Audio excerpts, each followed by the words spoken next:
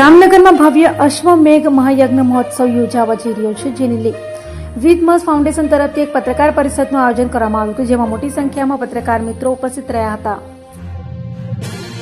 આ અવસરે વિધમસ ફાઉન્ડેશન દ્વારા સત્તાવાર રીતે 5555 યજ્ઞકુંડીનો અશ્વમેઘ મહાયજ્ઞ મહોત્સવ 12 થી 20 ફેબ્રુઆરી 2026 અને 9,999 કિલોમીટરની ભારત ભ્રમણ યાત્રા 14/1 અને 3/2/2026 ભારત ભ્રમણ યાત્રાની જાહેરાત કરવામાં આવી હતી. ભારત ભ્રમણ યાત્રાનો પ્રારંભ 14 જાન્યુઆરી 2026ના રોજ થવાનો છે, જે 21 દિવસ સુધી ચાલશે, જ્યારે અશ્વમેઘ મહાયજ્ઞનું આયોજન 12 થી 20 ફેબ્રુઆરી 2026 દરમિયાન 9 દિવસ માટે કરવામાં આવશે.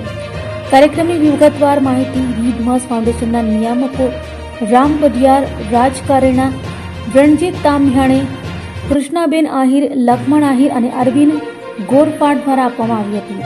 તેમજ ઇવેન્ટ મેનેજમેન્ટ ટીમ ભટ્ટ, સાઉન્ડના માલિક અભિષેકભાઈ, જયભાઈ, કિરીટભાઈ, ગૌતમભાઈ અને યજ્ઞશાળા યજ્ઞવિધિના મુખ્ય આચાર્ય રવિન્દ્રભાઈ શાસ્ત્રીજીના પ્રતિનિધિ મયુરભાઈ પંડ્યા, મયુરભાઈ ભટ્ટ દ્વારા તમામ વ્યવસ્થા માટે માહિતી આપવામાં આવી હતી.